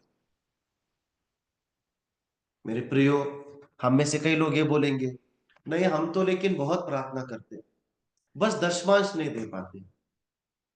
हम तो हर संडे चर्च जाते हैं, लेकिन हमसे ऑफरिंग नहीं दी जाती, दशमांश नहीं दे पाते। हम उपवास कर लेंगे 40 दिन, लेकिन देने के विषय में मत बताओ है।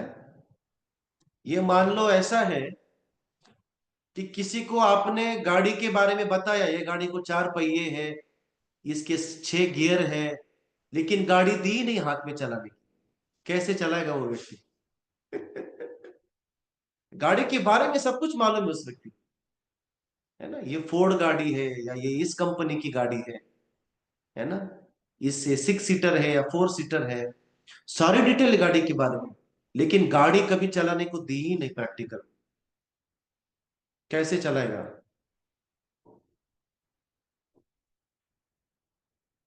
अगर आप प्रार्थना में फेथफुल है, देने में भी फेथफुल हो जाएंगे। उपवास करने में फेथफुल है, बहुत अच्छी बात है, देने में भी फेथफुलनेस हो जाएगी। आमेन। यदि आप सेवकाई करने में फेथफुल है, वेरी गुड, देने में भी फेथफुल हो जाइए।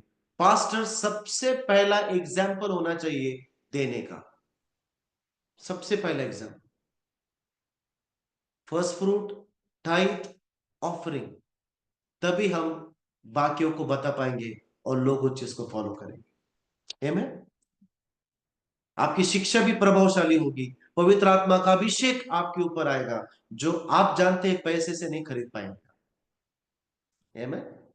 नॉट बिकॉज ऑफ मनी या किताबें पढ़ने से नहीं, आज्ञाकारिता से, फेथफुलनेस। Hallelujah, faithfulness. मैंने कई सारी किताबें पढ़ी अभी तक, अभी भी मेरे पास बहुत किताबें हैं, लेकिन वचन का जो ज्ञान परमेश्वर ने मुझे दिया है वो विश्वास योग्यता की वजह से, उस वचन को फॉलो करने की वजह से, उसमें बने रहने की वजह से प्रभु इस्तेमाल करता है। आमीन। हमारे जीवन में एक बहुत बढ़िया वचन आ चुका है मेरे लिए, कि जो किसी कान ने नहीं सुना है, जो किसी आंख ने नहीं देखा है, और जो किसी की विचार में नहीं आया, ऐसा काम वो हमारे जीवन में करने वाला है। हालेलुया। इस बात को हम नहीं भूलेंगे कभी, लेकिन इन सब बातों को हम मिस कर सकते हैं, इन सब बातों को हम ठुकरा सकते हैं जब हम प्रभु के प्रति विश्वास योग्य नहीं रहेंगे। ये प्रीचिंग प्रीचिंग ही रह जाएगी, भविष्यवाणी भविष्यवाणी ही रह जाएगी, हमारे जीवन में उसका फायदा नहीं होगा यदि हम विश्वास योग्य नहीं है। Praise the Lord. इससे पहले कि हम इस साल में और आगे बढ़े, आइए हम आकान के जीवन से सीखें और इस बात को कबूल करें कि प्रभु सब कुछ तेरा है। Praise the Lord. Everything belongs to you. मेरा कुछ नहीं है, लोग तेरे हैं, सेवकाई तेरी है, कलीसिया तेरी है। जब आपके अंदर से भावना आएगी, जब आपके मन से प्रार्थना निकलेगी, आपका बोझ हल्का हो जाएगा। तो आपकी प्रॉब्लम भी परमेश्वर की है, आपका दुख भी परमेश्वर का है, आपका सताव भी परमेश्वर का है। और जब आप सब कुछ उसके हाथ में सौंप देंगे, आप परमेश्वर को आप अपने साथ पाओगे। आमीन। आपका लॉस भी परमेश्वर का लॉस होगा। आमीन। आपकी जीत परमेश्वर की जीत होगी। जो भी कुछ है सब कुछ परमेश्वर का है, तो परमेश्वर जरूर आपको प्रोटेक्ट करेगा, आपको सुरक्षा देगा, आपको बचाएगा और आपको बढ़ाएगा। आमीन। आइए हम विश्वास योग्यता प्रभु को दिखाए, जो परमेश्वर का है, उसका समय, आपका शरीर, आपका हुनर, आपका टैलेंट, आमीन, आपकी भाषा, आप क्या कर सकते हैं प्रभु के लिए। आपके पास आपकी संपत्ति, आपका घर, आपकी गाड़ी, सब कुछ प्रभु का है। उन चीजों को प्रभु के लिए इस्तेमाल होने दें। आमीन। प्रभु के लिए इस्तेमाल होने। कौन सी चीज से प्रभु ने आपको आशीषित किया, आइए हम उस चीज को प्रभु के हाथ में सौंपें और प्रभु से कहें कि प्रभु, मैंने आज पढ़ा भजन संहिता 14 के 1 में कि सब कुछ तेरा है, पृथ्वी के भीतर इस जगत में सब कुछ तेरा है, जगत के लोग तेरे हैं। प्रभु, मुझसे प्रेम करने वाले भी तेरे हैं और मुझे सताने वाले भी तेरे हैं। जो जिस तरीके से मेरे साथ बिहेव करेगा, परमेश्वर उसका न्याय और परमेश्वर उसका हिसाब करेगा। यदि आपसे कोई प्रेम से बात करेगा, प्रेम से बर्ताव करेगा, प्रभु की आशीष उसके ऊपर आएगी। यदि आपको कोई दोष देगा, आपको सताएगा, प्रभु का शाप, प्रभु का कोप उसके ऊपर आएगा, क्योंकि सब कुछ प्रभु का है। Praise the Lord.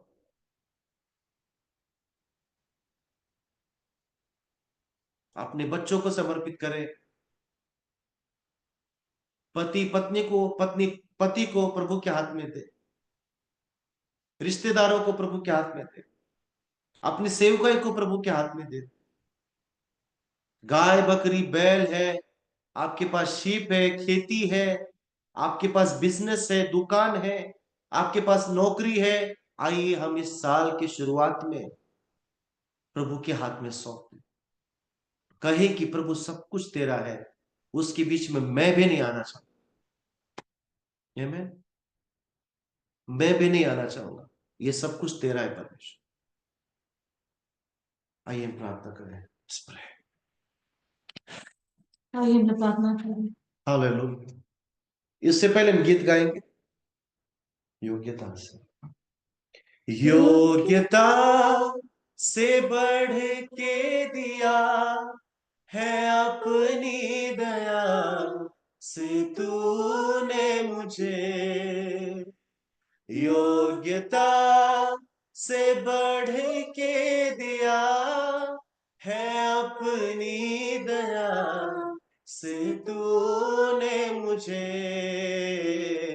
मांगने से ज्यादा मिला मुझे, आभारी हूँ प्रभु मैं। मांगने से ज्यादा मिला मुझे, आभारी हूँ प्रभु मैं। धन्यवाद के साथ स्तुति गाऊंगा, है यीशु मेरे खुदा। उपकार तेरे बेशुमार, कोटि कोटि स्तुति धन्यवाद। धन्यवाद के साथ स्तुति गाऊंगा, है यीशु मेरे खुदा। उपकार तेरे बेशुमार, कोटि कोटि स्तुति धन्यवाद। महान परमेश्वर अब्बा, स्वयं में हमारे दिल हमेशा आभार प्रकट करते हैं, धन्यवाद देते हैं हर एक उन बातों का जो हमारे पैदा होने के बाद से अभी तक हमने परमेश्वर पिता आपने होके देखे। हम धन्यवाद करते हैं हर एक उन चीजों के लिए, हर उन बर्ताव के लिए, हर उस नएपन के लिए जो हमने आप में पाया। धन्यवाद करते हैं पिता। और परमेश्वर अब्बा, आज इन सभी लोगों ने जो इस वचन को सुना है यहोशू 7 में से, होने पाए इस वचन के अकॉर्डिंग वो भय, वो डर, परमेश्वर पिता आप इनकी जिंदगी में काम करिए कि ये सब जन समझने पाए कि आपकी आज्ञा को मानना बहुत ज्यादा जरूरी है। यस और अपनी जिंदगी से अनाज्ञाकारिता को छोड़ देना, हटा देना बहुत जरूरी है परमेश्वर पिता।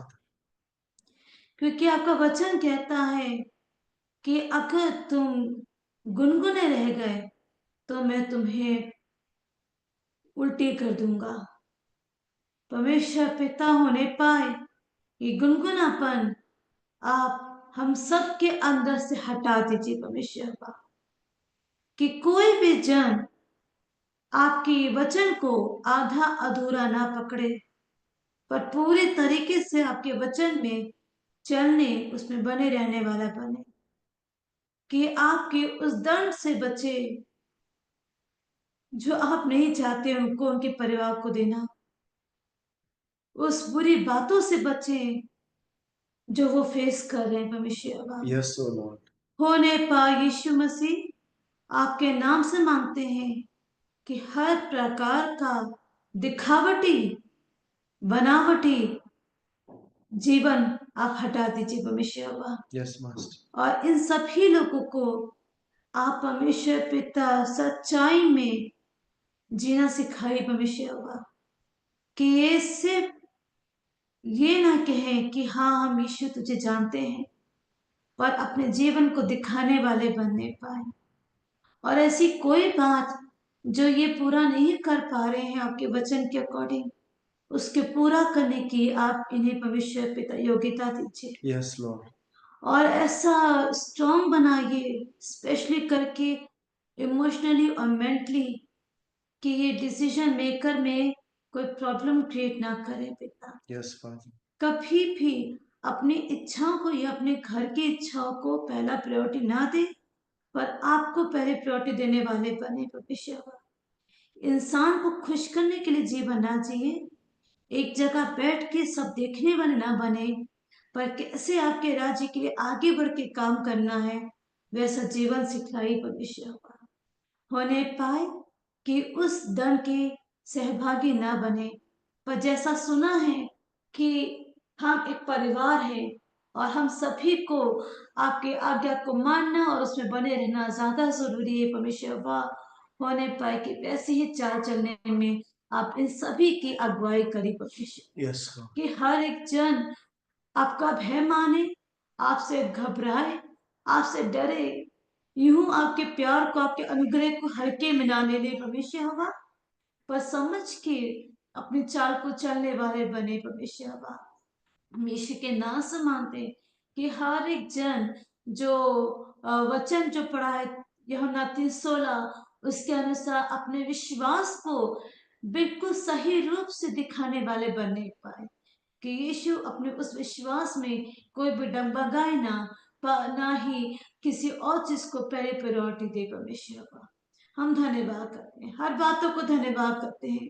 हम विश्वास करते ये वचन पवित्र आत्मा आपकी ओर से दिया हुआ है, होने पाए हर एक इंसान पे परमेश्वर पिता, हर एक परिवार पे जो यहाँ पे बैठा है, वो परमेश्वर अपना काम करिए, कि कोई भी जन आधा अधूरा देने के मामले में ना सीखे। ओ परमेश्वर, हर एक चीज में आपको अपना सब कुछ देने वाले बनने पर परमेश्वर का, ओ पिता अपना काम करिए, आप अपना काम करिए यीशु मसीह। ओ यीशु के नाम से मांगते हैं हर एक जन को, जितने ही परमेश्वर पिता, सबको पिता आप ब्लेस करिए, इनके परिवार को आशीषित दीजिए, इनकी कमी घटियों को दूर करिए परमेश्वर पिता, इनकी जिंदगियों में एक नयापन लेके आइए, और जो भी कुछ इनकी प्रार्थनाएं परमेश्वर पिता, उसको पिता पूरा कर दीजिए Yes, परमेश्वर। Father. सबकी सहायता करिए, इस ठंड के समय में आप सबको संभाल के रखिए परमेश्वर पिता, और किसी के पास कुछ भी कमी पिता, तो यीशु आप अपने भंडार से पूरा कर दीजिए। धन्यवाद करते हैं, यीशु के नाम से मांगते हैं, आमीन। All right. So प्रभु आपको आशीष दे इस वचन के द्वारा, और अगले ट्यूसडे से हम फर्स्ट फ्रूट की टीचिंग को कंटिन्यू करेंगे।